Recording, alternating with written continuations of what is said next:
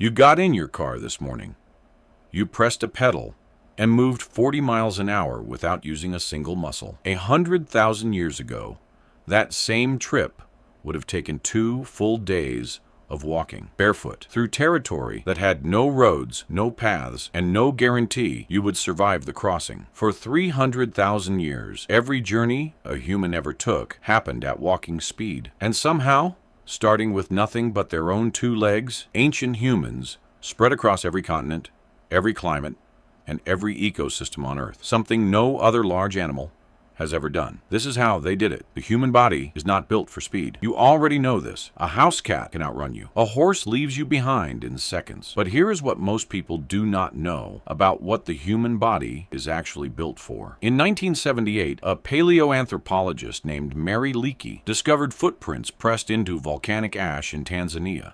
They were 3.6 million years old, 2 individuals walking upright, side by side. They look almost exactly like yours. For millions of years before any other transportation existed, that stride was the technology. And it was enough. The human body has 2 million sweat glands, more than almost any other animal alive, which allow you to keep moving in the midday heat long after every other large animal has been forced to stop and rest. Your foot arch acts as a biological spring. Your Achilles tendon stores and releases energy with every step. You can breathe independently of your stride, which most 4-legged animals can do, which is why they exhaust faster than you. Put this together, and you get something ancient humans used as a hunting strategy: persistence hunting. They did not sprint after prey. They jogged after it, hour after hour, steadily. In the midday heat, the animal would bolt, rest, bolt again, recovering slightly less each time. And the human just kept coming. Same pace, same direction, never stopping. Eventually, the animal's muscles would lock up from exhaustion,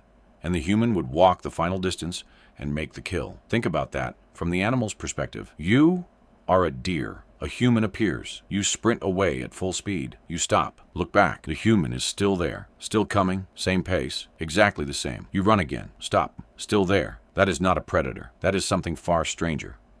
And it is what your legs were built for. Now here is the thing about ancient travel that the standard telling always misses.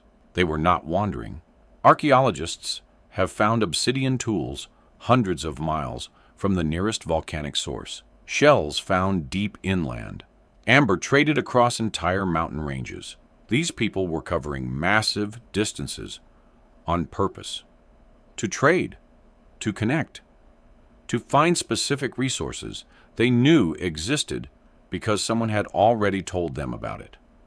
Ancient humans were networking on foot across thousands of miles. And when they moved, they were smarter about the route than most people realize. The standard migration story shows ancient humans pushing overland through the Middle East and across Asia. But the primary route was coastal. Follow the shoreline, and you had a guaranteed food source running alongside you the entire way. Shellfish, fish, fresh from rivers meeting the sea. The coast was a highway with a permanent buffet. This southern coastal route carried humans from Africa to South Asia to Southeast Asia and onward. The fastest and least discussed migration in human history. And at the end of it, they had to cross water. In 2003, archaeologists found stone tools on the island of Flores in Indonesia, dating back roughly 800,000 years. The problem is that Flores has never been connected to the mainland. Even at the lowest sea levels of the ice ages, there was always open ocean between the island and the nearest land. Someone crossed it. We do not know what they used. Whatever they floated on decomposed long ago. But the tools are there. The crossing happened. Around 65,000 years ago, humans crossed from Southeast Asia to Australia. At least 60 miles of open ocean. You cannot see Australia from the other side. You cannot drift there by accident. Someone built something that could float, pointed it toward water they could not see across, and paddled. The wheel would not be invented for another 60,000 years. The ocean was never a barrier to ancient humans. It was a road. The Polynesians proved this more completely than anyone. Sailing into the Pacific with no compass, no written charts, no GPS, and no communication with anyone who had done it before.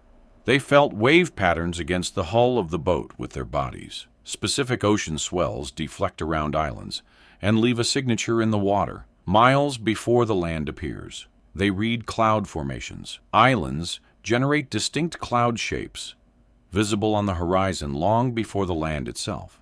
They tracked birds. Land birds fly out to sea at dawn and return to shore at dusk.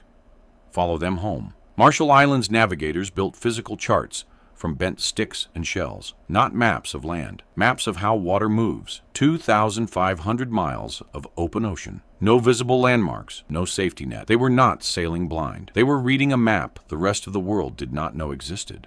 Now here is a fact that reframes everything you have just heard. In 1994, an Italian physicist named Cesare Marchetti discovered something strange in his research on transportation patterns across history. Regardless of era, regardless of technology, regardless of whether people were walking barefoot, riding horses, or sitting in cars, humans consistently spend approximately 60 minutes per day traveling. A hunter-gatherer from 30,000 years ago. A modern commuter in London, the same daily time allocation. The distance changed. The speed changed beyond recognition. The time did not. Your brain is still running a 30,000-year-old travel algorithm. The vehicle changed. The allocation did not. Now here is where all of this lands. The greatest journey in human history was not one trip made by one extraordinary person. It was 300,000 years of ordinary people deciding to keep moving. Every one of them went far enough to survive, far enough to have children who went a little further, far enough that eventually their descendants stood on coastlines they could not have imagined, looking at oceans they were about to cross, with no idea what was on the other side. The Laetoli footprints are 3.6 million years old. Two people, walking somewhere, side by side. You still walk exactly the same way. You are not built to be fast. You are built to never stop. Subscribe so you do not miss the next one. Harry would want that. Probably. He has been walking for 6 days, and he cannot remember why he started. But he is not stopping.